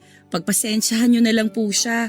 Kung pati sa inyo naghamit pa yung pagiging istrikto niya sa trabaho. Ayos lang yon. Mabait pa nga siya sa lagay na yun eh. Mas malala pa yung mga naging amo ko sa paraket-raket ko nung nakaraang taon. Ang hirap kapag walang permanenteng trabaho. Kung saan-saan na lang ako napupunta. Kaya ayun, napasabak sa pangingisda kahit hindi ako sanay sa ganung trabaho. Okay na sana kung di lang sumama yung panahon. Ospital pa tuloy inabot ko. Ngayong nandito na kayo sa akin, hindi nyo na kailangan magtrabaho. Samahan nyo na lang yung apo nyo dito sa bahay. Nakakahiya naman sa'yo, anak. Ayoko namang maging pabigat sa'yo. Tay, wag nyo pong isiping magiging pabigat kayo. Nagkamali rin po ako. Kami ni Gael. Kaya hayaan nyo na rin po sana kaming bumawi. Saka 1 taon na lang, senior na kayo. Hindi nyo naman kailangang bumawi, anak. Sapat na sa akin na napatawad nyo na ako at kasama ko na kayo ni Gael. Kalimutan na po natin yung nangyari noon. Pwede naman po tayong magsimula ulit ngayon. Ay nga pala tay, ang tagal nyo na palang nakalaya. Buti pinatuloy kayo ni Nabuji. Mabait yung pamilya niya. Hindi na iba yung turing sa akin kaya tumagal ako sa kanila. Saka natutuwa rin kasi ako kay Buji. Para ko na rin siyang anak, kagaya nyo ni Gael. Napansin ko nga po kung gaano kayo ka-close. Mukha naman siyang mabait at magalang. Alam mo ba tay? Hanga ako sa kanya. Kasi kung tutuusin, pwede namang pabayaan ka na lang niya o kaya hindi niya na ako puntahan para kausapin. Pero ginawa niya lahat ng yun. Ginawa niya yung mga bagay na hindi namin nagawa sa inyo bilang anak. Mabait talaga yung batang yun. Sabi ko nga, pag-iipunan namin yung pera sa pag-aaral niya. Gusto naman palang mag-college pero masyado silang gipit kaya hindi kinaya ng mga magulang niya na pag-aralin pa siya. Gusto ko po sanang tulungan siya, tay. Tutulungan namin siya ni Gael. Pwede naman siya sa State University. Talaga, anak? Naku, matutuwa yung batang yun. Sa lahat ng ginawa niya para sa inyo, deserve niyang tulungan, tay. Sa hirap kasi ng buhay ngayon, bihira ka nang makakita ng ganong kabuting tao. Yung ituturing kang pamilya kahit hindi ka nila kadugo. Tama ka, anak. Kaya hindi ako magdadalawang isip na ituring na rin siyang pamilya, tay. Happy birthday, Pops! Buji! Birthday ko pala ngayon. Nawala na kasi sa isip ko. Oh, bawal magdrama ha. May dala akong regalo para sa'yo. Hindi to mamahalin pero pinag-ipunan ko talaga para sa ito, Pops. Tsaka ito, bumili rin ako ng cake. Laki, di ba? Pero joke lang, di ako bumili nito. Pinabili sa akin ito ni Ma'am Andeng. Salamat mga anak. Nagabala pa talaga kayo. Basta para sa'yo, Pops. Ikaw pa ba? Si Gael, pupunta rin ba siya? Parating na rin si Gael, tay. May dinaanan lang. May sorpresa siya sa'yo. Excited ka na ba? Kahit walang sorpresa, excited pa rin ako kasi makakasama ko kayong tatlo. Papa Dudut, hindi ko inaasahan na may inihanda palang sorpresa sa akin sina Andeng, Gael at Buji. Hindi ko na rin kasi naalalang birthday ko pala noong araw na yon. Hindi ko inaasahan na magkakasundo silang tatlo. Tinupad nila ang pangakong pag-aaralin si Buji. Nag-enroll siya sa isang state university at sinuportahan naman siya ng 2 kong anak. Ni sa panaginip ay hindi ko naisip na mangyayari ang bagay na yon. Pero dahil sa pagpapatawad ng mga anak ko, Naging maayos ang lahat at nangyari ang higit pa sa inaasahan ko. Sa kasalukuyan ay nandito na lamang ako sa bahay ni Andeng. Nagpresenta ako na maging tagahatid ng bunsong anak niya sa kinder dahil naiinip ako sa bahay kapag walang ginagawa. Hindi yun naging problema sa akin dahil mahal na mahal ko ang mga apo ko. Papadudod sa lahat ng nangyari, na-realize ko na kahit na ano pang pagsubok ang pagdaanan sa buhay, palagi pa rin may magandang bawi ang Diyos, basta't nananatili lamang ang pagkakaroon ng mabuting puso. Hanggang dito na lamang po ang kwento ko, Papa Dudut. Maraming salamat po sa inyo at sa Barangay LS sa pagbabahagi nito. Pagpalain po sana ang inyong istasyon. Ang inyong forever kapuso at kabarangay, Fredo. Mga kabarangay, ang pagiging pamilya ay hindi lamang nakabase sa isang apelyido. Minsan kasi kung sino pa. Yung hindi mo kadugo ay yun pa ang mas may matinding malasakit sa iyo. Huwag tayong magdalawang isip na maging mabuti. Hindi dahil naghihintay tayo ng kapalit, kundi dahil hindi natin alam kung gaano kalaki ang epekto ng simpleng kabutihang maibibigay natin sa buhay ng isang tao.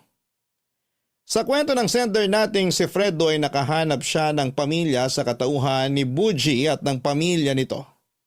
Dahil kay Buji ay muli niyang nakasama ang mga anak niya. At nang magkapatawaran sila ng kanyang mga anak ay mas lumaki pa ang kanyang pamilya. Bagay na hinahangad rin ang karamihan sa atin. Hindi kasi lahat ay nakakaranas ng pagmamahal mula sa isang pamilya. Pero hindi ito imposible kung marunong tayong makipagkapwa at palaging mabuti ang intensyon sa iba. Hanggang sa muli, ako po ang inyong si Papa Dudut sa mga kwento ng pag-ibig, buhay at pag-asa sa Barangay Love Stories number 1. Dear Papa Dudut, magandang araw po sa inyong lahat at sa lahat ng mga nakikinig sa Barangay Love Stories. Palagi po ako nakikinig sa Barangay LS, lalo na't bago ako sa school. Ako po si Jim, 20 years old na po ako sa ngayon at nasa 3rd year college na. Nangyari ang kwento ko last year. Nag-iisang anak lamang po ako at maaga pong nabiyuda ang aking nanay. Bata pa po ako noong mawala ang tatay ko. Mama Jello ang tawag namin sa mama ko. 46 years old siya noong nangyari ang kwentong ito. Napakabait po ng nanay ko. Hindi na po siya nag-asawa at sa akin na lamang ibinigay ang lahat ng atensyon. Hindi naman po siya mahigpit at malaki ang tiwala niya sa akin. My best friend po ako at hindi naman po imposible pero nang yayari naman po na magkaroon ng babaeng best friend ang isang lalaki. Siya po si Jean at nagsimula ang pagkakaibigan namin mula pa noong first year high school kami. Hindi namin alam kung bakit nag-click kami ng ganon kabilis. Ako ang tagapagtanggol niya at siya naman ang tagapagtanggol ko. Wala pong emosyonal na damdamin ang nabuo o nabubuo sa amin. Mas tinuturing namin ang isa't isa bilang magkapatid. Kaya nang magkolehiyo kami ay napagkasunduan namin na mag-aral din sa isang eskwelahan at kunin ang kurso na totoo naman na gusto namin para sa sarili namin. At hindi dahil pinakikisamahan namin ang isa't isa. Mascom po ang kurso namin at pareho kami ng major. Si Jean po ay anak ni Papa Ton, yun po ang tawag namin sa kanya. 47 years old siya noong panahon na yon. Hindi namin alam ni Jean kung dahil ba sa parehong estado ng magulang namin kung bakit kami nagkasundo. Dahil si Papa Ton po ay maagang nabiyudo at hindi na din nag-asawa. At siya na lang din ang solong bumuhay at nagpalaki kay Jean. Gaya ng mama ko ay napakabait ni Papa Ton. Tanggap din nila ang pagiging magkaibigan at halos magkapatid namin ni Jean. Ganon po kami ni Jean pero kahit po ganon na kami na sobrang magkadikit ay may mga bagay pa din sa buhay namin na hindi pa nagkokonekta. At yan po ang ikukwento ko sa inyo, Papa Dudut.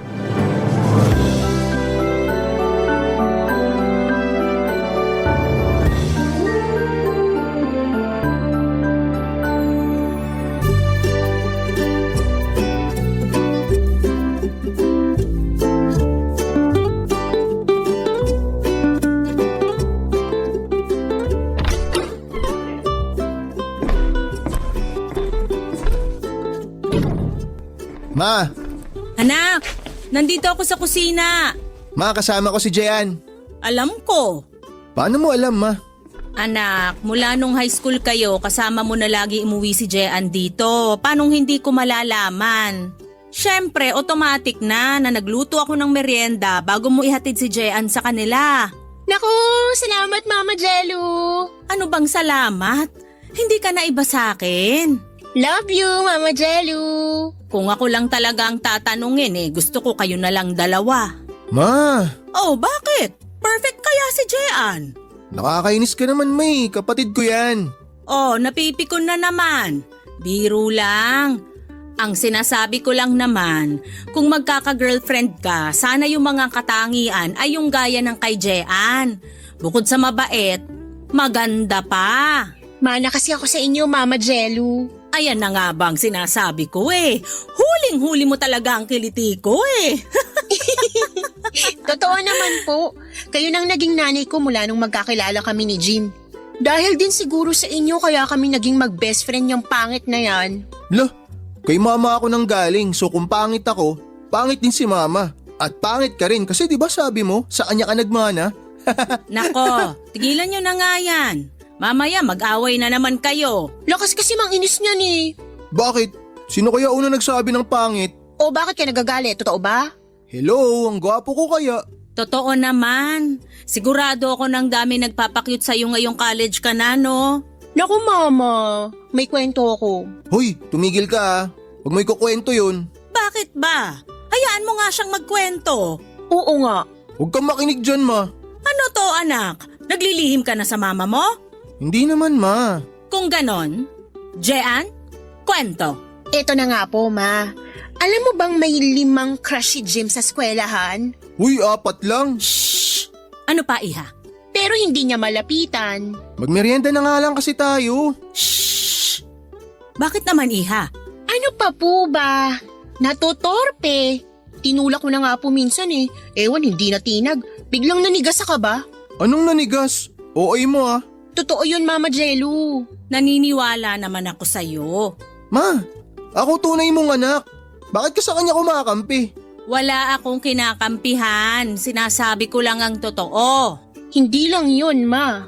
Ano pa, anak?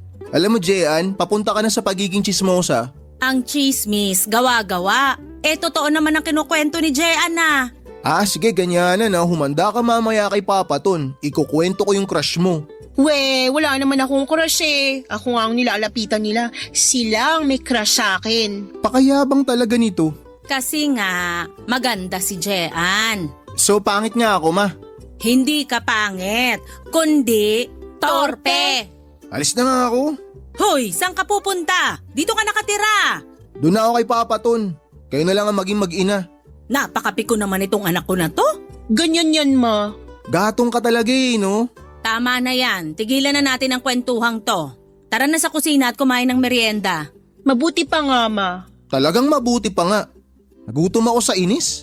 Mawawala ang inis mo kasi ginata ang bilo-bilo ang niluto ko. Wow, favorite! Wow talaga? Ako kaya may favorite nun. Kaya nga, wow, favorite! Mo! Magdala ka para sa papa mo, Jean, ha? Opo, matutuwa po si Papa.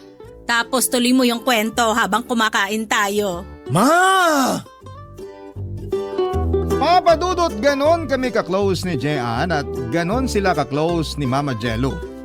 Kaya yung mga hindi ko na ikwekwento kay Mama Jello ay si Jean ang nagkwekwento. Kaya wala akong naililihim kay Mama dahil sa kadaldalan ni Jean. Sa eskwelahan ay hindi ako tinatantanan ni Jean at sobrang concern niya sa akin ay kinukulit niya ako na kausapin at ligawan ko na ang mga crush ko. Dahil nga sa pinanghihinaan ako ng loob ay hindi ko naman nagagawa kaya magugulat na lamang ako minsan na nakikita ko si Jean na kausap ang mga crush ko. At saka kinagkwento sa mga ito na crush ko nga sila. At pag nalalaman niyang hindi ako gusto ng crush ko ay sinasabihan niya agad ako na maghanap na ng ibang crush. Kesyo hindi daw kami bagay ng mga crush ko. Pero sinasabi niya lamang yon para huwag akong masaktan. Minsan kinakapalan ko ang mukha ko at inuunahan na si Jean na kausapin ang iba ko pang mga crush.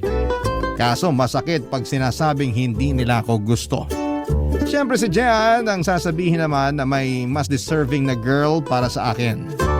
Alam kong pinagagaan niya lamang ang loob ko na somehow ay nakakatulong para maka-move on ako kaagad. Papa Dudut.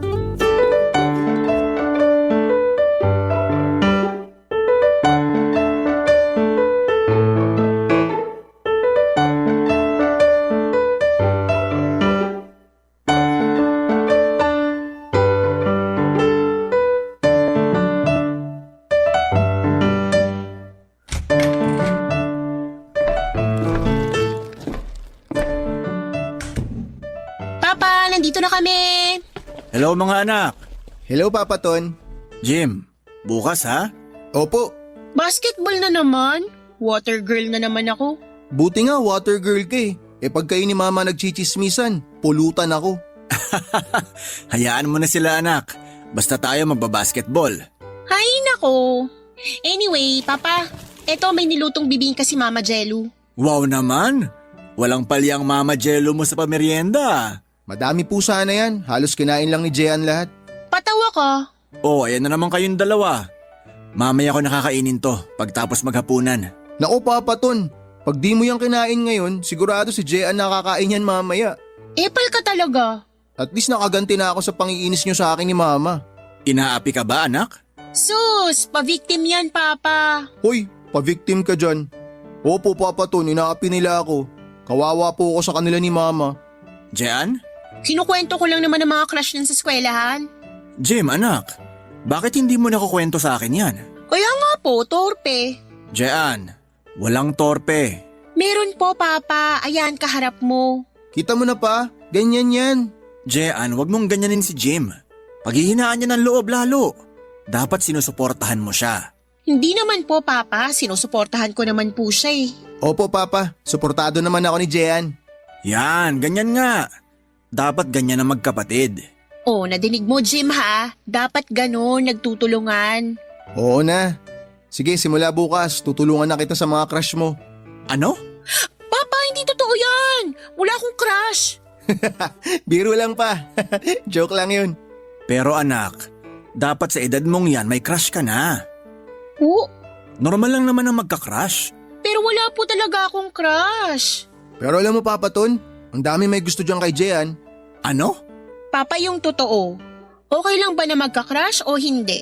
Siyempre, okay lang. Sa'yo, kasi lalaki ka. Pero sa amin mga babae, hindi. Lola, ikaw ba yan? Ang tanda ng utak ah. Oo nga naman anak. Sabi ko nga normal lang yon. Pero dapat sinasabi mo sa akin. Papa, unang-una, wala nga akong crush. Sila ang may crush sa akin. Pangalawa, kung magkaka-crush man ako, dyan pa lang kay Jim salang-sala na. Talaga? Matapos salain ni Jim, kikilatisin ko muna. Para namang sinasabi niyo din na wag na akong magka-crush. Hindi ganon anak.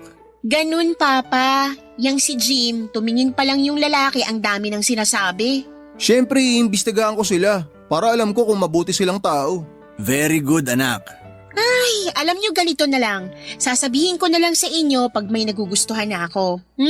Teka anak, crush pa lang ang pinag-uusapan natin. Ano yung nagugustuhan na sinasabi mo? Iba yung crush sa gusto. Kasi crush is paghanga. Wow, ang lakas makaslambok. Talaga? Oh, tama na nga yan at baka magkapikunan pa kayo. Walang kampihan dito. Okay lang, Papa. Naiintindihan ko naman na gusto mo talagang magkaroon ng anak na lalaki. Uy, nagsiselos. Nagsiselos ka anak? Hindi po. Kasi si Mama Jello naman na gustong magkaanak ng babae ang kakampi ko. Ayun, inamin mo rin na nagkakampihan nga kayo ni Mama. Bakit? Kayo din naman ni Papa. Tama na yan. Wala ako ni isang paborito sa inyo. Kasi paborito ko kayong pareho. Kaya kainin mo na yung paborito mong kakanin at baka makain ko pa. Sabi na nga be, ikaw talaga titira sa pasalubong ni Papa. Jim, nandyan na yung itinabi kong paksiw. Dalhin mo na. Ulam nyo ng mama mo mamaya. Wow, salamat Papa Ton. Ito nga po pala yung pinaglagyan ng minudo kahapon. Salamat daw po, sabi ni Mama. Nako, salamat din sa mga merienda ka mo. Uwi na po ako. Baka maikwento ko pa si Edmond eh. Sino si Edmond? Wala yun, Papa. Umalis ka na nga, Jim, kung ano-ano sinasabi mo. Sige po, uwi na ako. Bye-bye.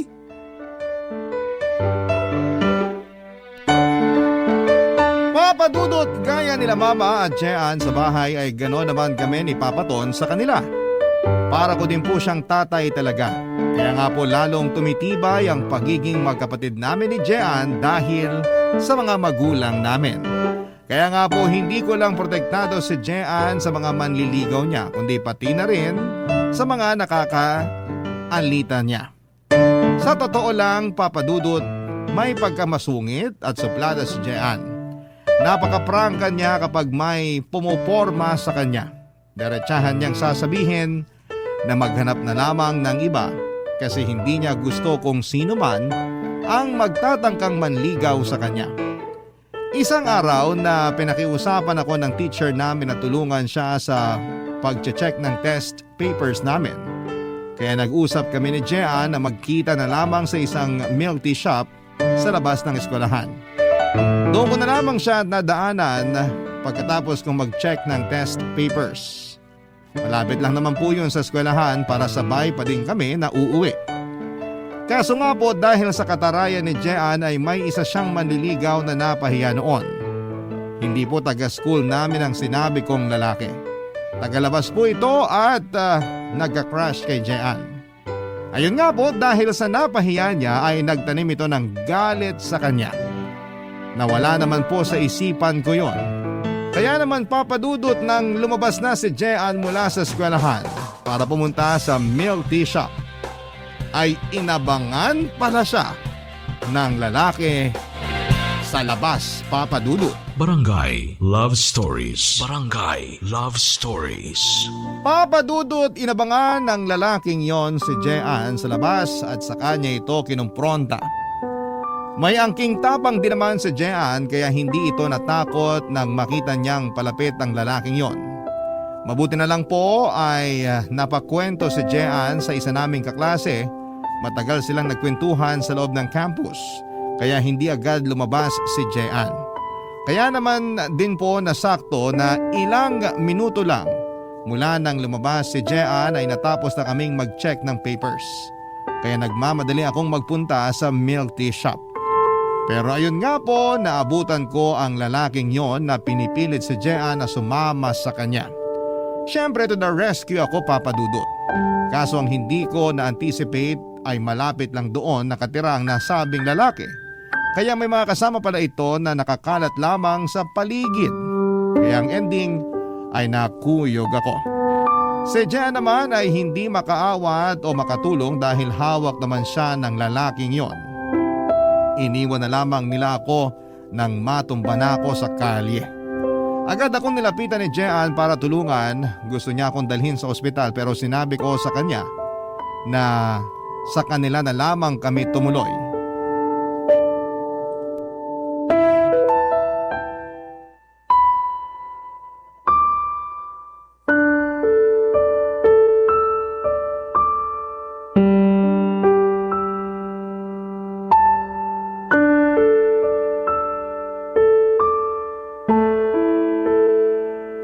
Aray ko po.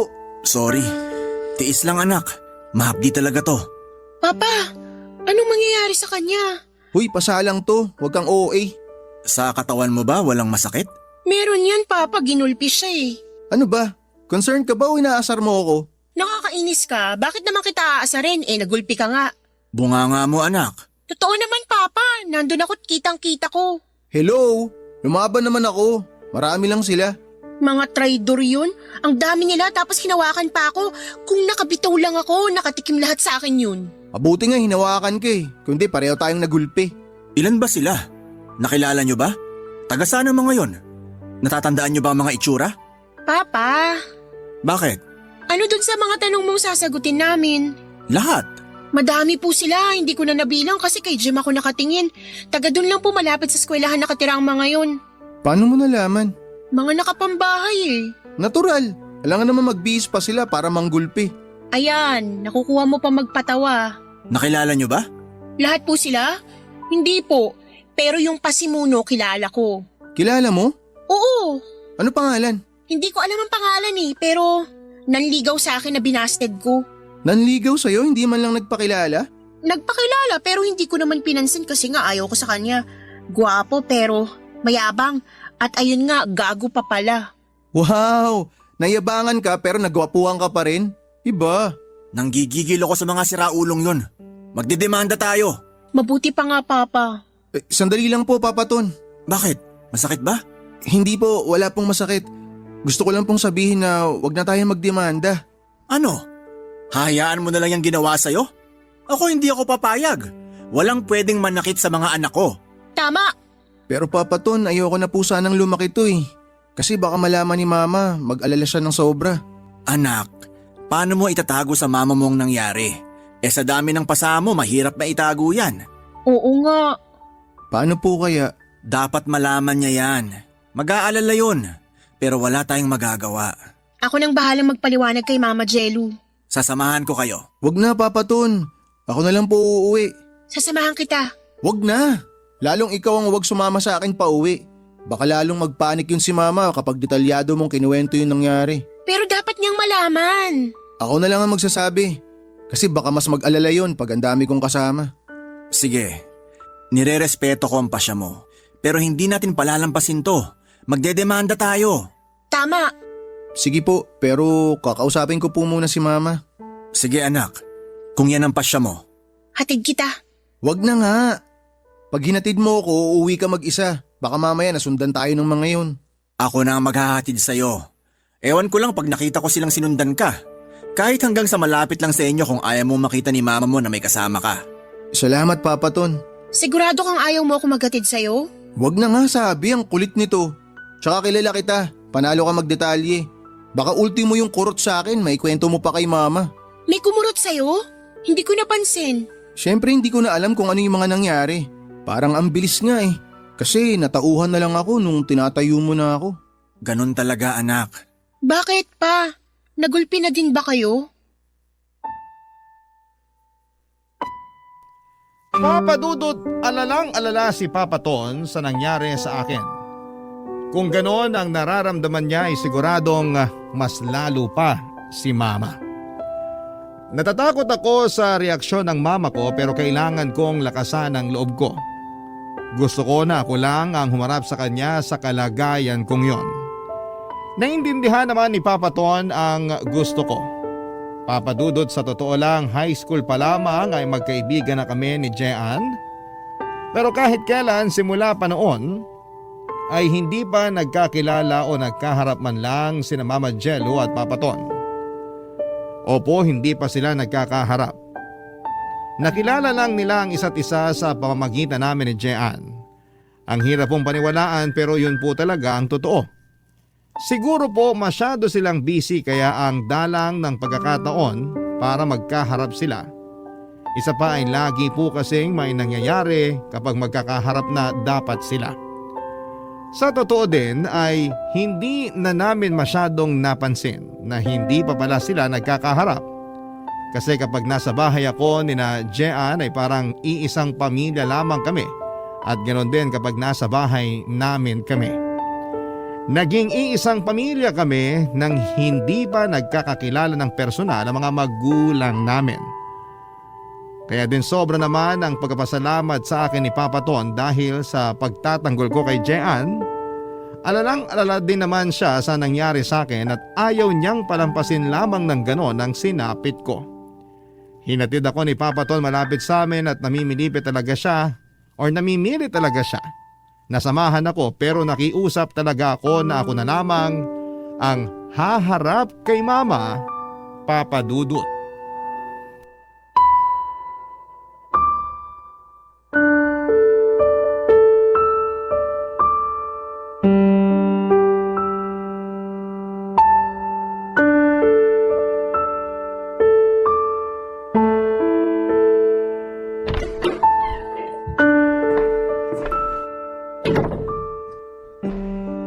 Jim, anak, ikaw na ba yan? Opo, Ma. Sandali at matatapos na ako dito. Papuntahin mo dito si Jean. Hindi ko po siya kasama. Ha? Bakit?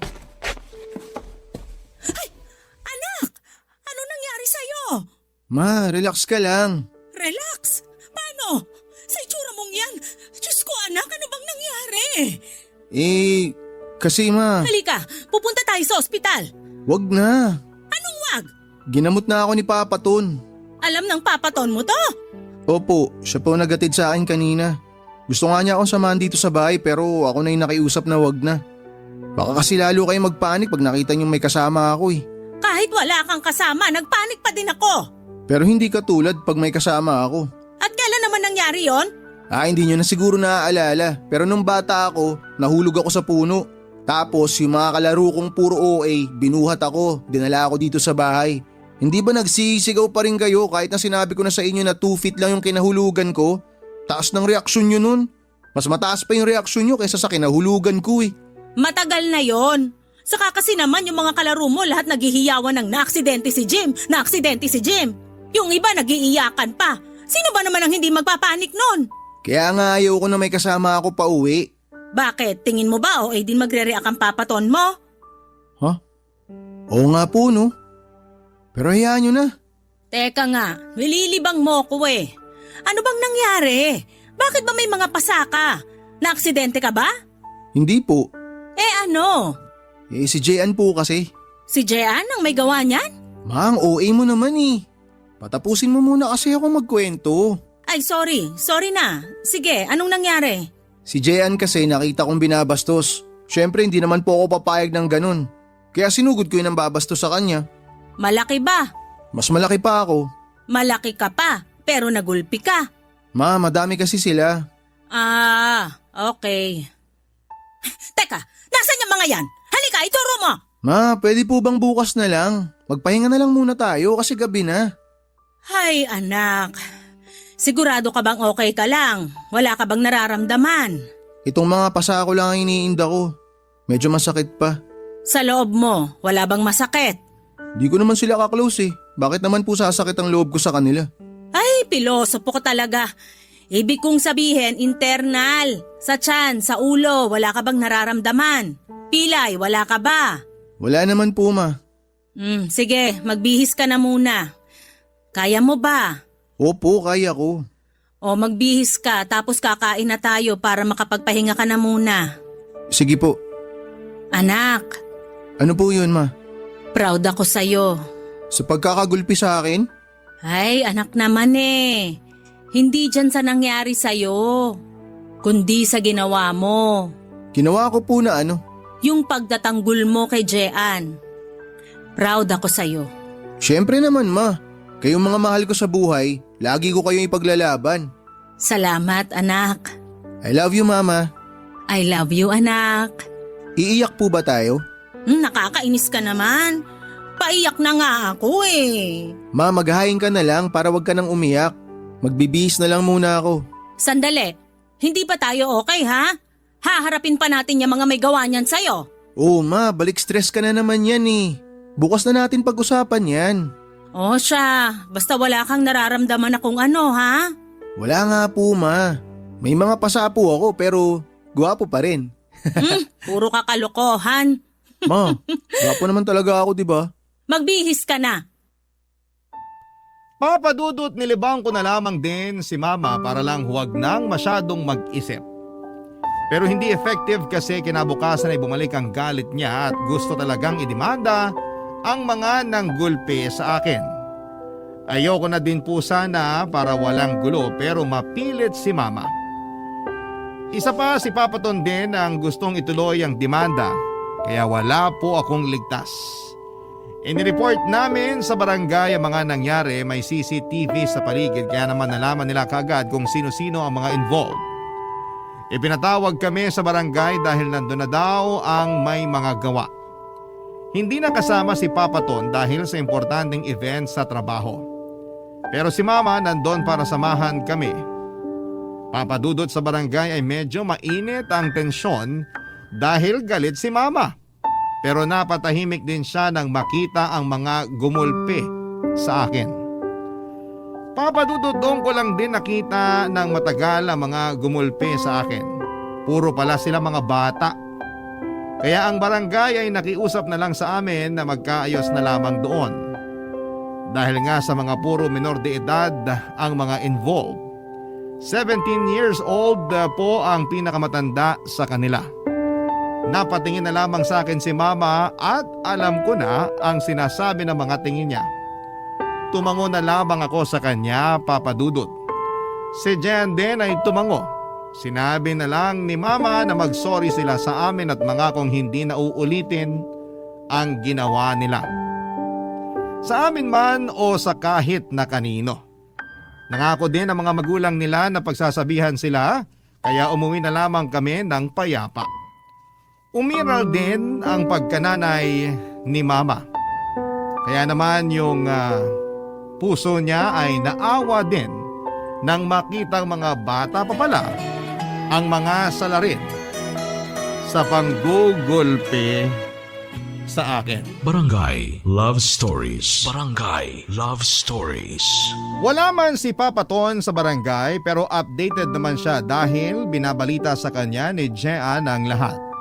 Kaya nang magdesisyon si Mama na hindi na itutuloy ang demanda ay sumang-ayon din si Papa Ton.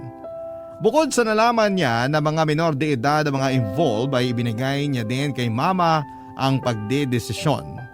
Nang pauwi na kami ay sinabi ni Papa Ton kay Jean na sabihan kami na imbitado kami para kumain sa labas. Para pasasalamat sa nangyari at naging maayos ang lahat at higit sa lahat ay para magkakilala na sa wakas sina Mama at si Papa Ton. Papa Dudut makalipas ang ilang taon ay magkakakilala na sa wakas ang dalawa. Matapos sabihin ni Jean sa akin ang plano ni Papa Ton ay sinabi ko din kaagad kay Mama. Si Mama naman ay masaya ding sumang-ayon kasi puro pangalan lang din daw ang nadidinig niya tungkol kay Papa Ton. At ganon din naman si Papa Ton kay Mama.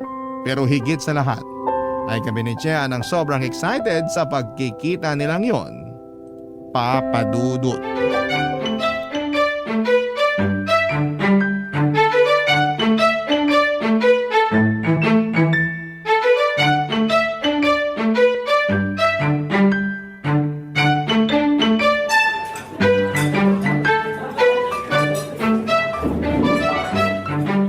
Wala pa sila. Papa, ang aga pa kasi. Pasensya na anak. Excited lang. Mas excited kami ni Jim. Oo nga. Makikilala ko na din ang Mama Jello mo sa wakas. Opo nga eh. At sa wakas nagkaroon din kayong dalawa ng libreng oras at araw. May gagawin talaga sana ako ngayon. Pero hindi ko itinuloy kasi nga, mas gusto ko mabigyan ng oras ang pagkikita namin ng Mama Jello mo. At maipagdiwang natin ng pasasalamat at maayos kayo ni Jim. Padating na din po siguro ang mga yon. Nag-message si Jim na malapit na daw sila eh. Sigurado ka? May oras pa siguro para bumili ng regalo. Regalo? Oo. Para gesture ng pasasalamat sa lahat ng magagandang ginawa ng Mama Jello mo sa'yo. Tara, dyan lang naman sa kabila. Maganda yan, Papa. Tsaka, alam mo na naman ang mga gusto ni Mama Jello. Pero magpapaiwan na ako kasi baka dumating sila. Tama anak. Dyan lang naman ako sa labas. Sige, Papa. Sige, mabilis lang ako.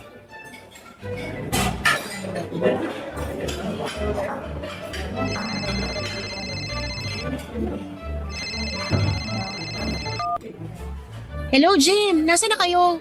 Malapit na. Actually, papasok na kami ng resto. Nasaan kayo? Ayun! Jim! Mama! Dito po!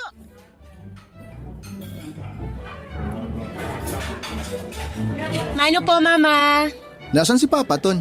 Ay, nandyan lang. Akala ko hindi na naman kami magkikita eh. Naku ma, hindi pwede. Kailangan magkita at magkakilala na kayo ni Papa Ton. Kaya nga, Mariosep, ilang taon na kami magkakilala pero hindi namin alam ang itsura o boses man lang ng isa't isa. Ganyan din po ang sabi ni Papa. Saan ba nagpunta ang papa mo? Yung totoo, Mama Jello, may binili siya. Anong binili niya? Ay, itong batang to. Bakit ba kailangan mo pang malaman? Siyempre po, baka regalo para sa akin yun eh. Eh, ikaw talaga. Actually, regalo talaga.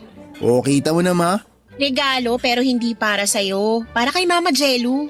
Kay Mama lang. Ay, bakit ako reregaluhan? Hindi ko naman birthday. Yan yun na si Papa, bilang pasasalamat lang daw. Pasasalamat saan? Para sa pagiging mama ko daw po. Ay, teka. Kailangan ko din palang bumili ng para sa papa mo. Para sa pagiging papa niya kay Jim. Oo nga ma, hindi mo naisip magdala ng regalo. Wag na mama, hindi naman kailangan. Ang importante sa kanya, nandito kayo. Nakakahiya pa din. Mama naman, wag niyo na pong isipin yun. Sandali. Ma, huwag ka na nga daw bumili. Ay, hindi naman ako bibili. Naiihi ako. Ay, okay. Nandun po ang CR mama, samahan ko kayo. Wag na, kaya ko na. Sandali lang ako. Excited na ako magkaharap sila papa at mama. Lalo na ako. We, mas lalo ako. Mas lalo ako. Hoy, ano na naman ba yung pinagtatalunan nyo? Wala po. Oh, nasa lang mama nyo? Nasa toilet po. Ano yung binili mo, Papa Ton? Balabal. Sana magustuhan ng mama mo. Balabal? Shawl. Ah, okay. Kala ko ibang binili mo eh. Ikaw may sabi na mahilig sa balabal. Na mahilig sa shawl si Mama Jello mo kaya ito ang binili ko. Paborito nga ni Mama yan. Ang dami niyang ganyan sa bahay. Pero ginagamit niya naman. Opo, tuwing lumalabas po siya ng bahay, lagi po siya may dalang shawl. O kita mo na papa, tama ako. Tama ka talaga. Paano ka magkakamali? Lagi kayo nagtitiklop ng mga bagong labang shawl ni Mama sa bahay. Selos ka? Hindi no, okay lang. Ikaw nga nagsiselos pag nagbabasketball kami ni Papa Ton eh. Nako, baka mamaya magtalo na naman kayo. Dapat masaya ang araw na to ha? Opo, Papa Ton.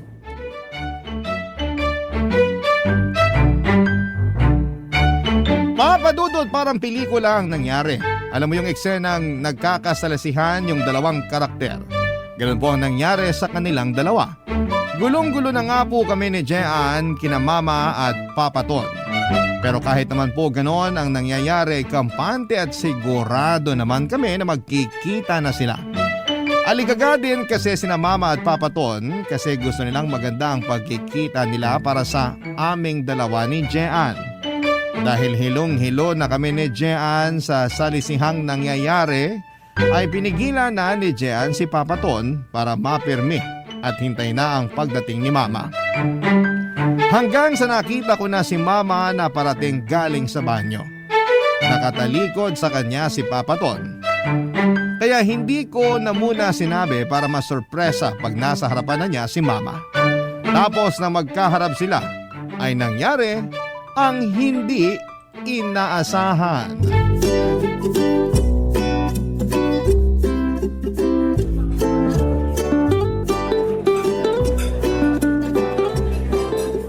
Angelo? Anthony? Parang gulat na gulat kayo. Siya ba ang papaton na sinasabi mo? Opo. Siya si Mama Jello? Yes po.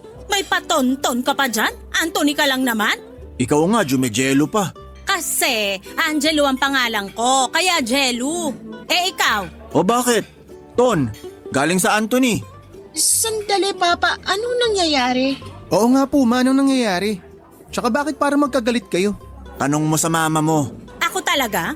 Bakit hindi ka magsalita para malaman ko kung anong kasinungalingan na naman ang sasabihin mo? Sinungaling agad? Totoo naman ah! Mama, relax ka lang. Ay, pasensya na anak. Buisit ako dyan sa papa mo. Bakit naman po? Mabait po si Papa Ton. Pagtulog, dun lang siya bumabait. Ikaw nga kahit tulog eh. Ano? Papa, gulong-gulo na kami. Baka pwedeng pakipaliwanag kung anong nangyayari. Ma, ano ba to? Bakit ka galit kay Papa Ton? Ewan dyan sa mama mo. Ikaw ba tinatanong? Paano? Baka kung anong kasinungalingan din ang sabihin mo. Ako ba ang sinungaling? Ayan, ako na naman ang ituturo mo. Eh sino pa ba? Bakit di ka tumingin sa salamin? Papa, ano ba naman? Bakit kayo nag-aaway? Pinagtitingin na tayo. Dadalawa lang naman ang customer. Papa, kahit isa lang nakakahiya pa rin. Nako! Mapapahiya ang hiya sa papa mo. Wala siya nun. Ma, hayaan mo na muna silang mag-usap. Ako kausapin mo. Mabuti pa nga. Kasi walang kwentang kausap tong tiyonggong to. Jim, anak. Anak? Hindi mo anak yan. Anak ko yan. Ma, ano ka ba? Anak din ako ni Papa. Bakit po, Papa Ton? Mahal kita anak. Pero ikinalulungkot ko. Kailangan ilayo ko na si Jean sa inyo. Ayun. Damay ang anak. Papa, hindi ako papayag. Ako din po, hindi po ako papayag. Bigyan niyo kami ng malalim na dahilan kung bakit kailangan magkalayo tayo pare-pareho. Kung may problema kayo, dapat ayusin ninyo. Walang damayan. Bakit kailangan maghiwa-hiwalay? Hindi ako papayag. Ako din po, pag nangyari yon, lalayas ako. Ako din po. Kaya sabihin nyo na sa amin kung bakit kayo magkaaway at bakit kayo magkakilala. Ay, please naman po, kung mahal nyo kami, ibigay nyo na sa amin yung sagot.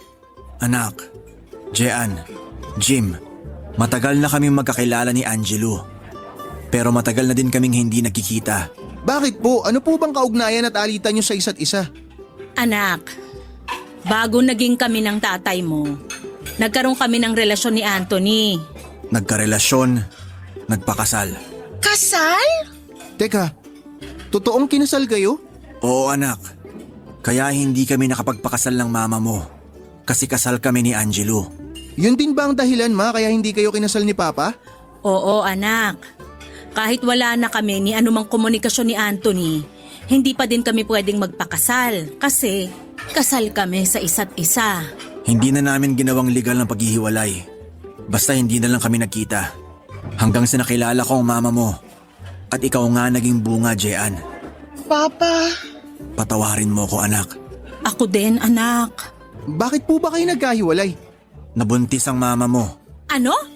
Hindi ako nabuntis! Ikaw ang may ibang babae! Yun ang dumating sa akin na balita nung nasa biyahe ako sa Visayas. Nabuntis ka daw. Baliw ka pala eh! Yung kapatid ko ang nabuntis nun, si Angeli. Ikaw nga ang nambabae eh. Kitang-kita kayo ng mga taga-atin papuntang ospital dahil nanganganak yung babae mo. Wala akong ibang babae. Yung hinatid ko sa ospital, hindi ko kilala yun. Nakita ko nasa kalye, manganganak na. Kaya tinulungan ko lang. Ano? Nakita nyo na? Pareho kayong mali dahil sa pakikinig sa iba. Oh, ayan kasi. Dahil sa maling chismis, mas pinili nyo na hindi na mag-usap. Wala man lang tanungan o paliwanagan. Ano kaya yun?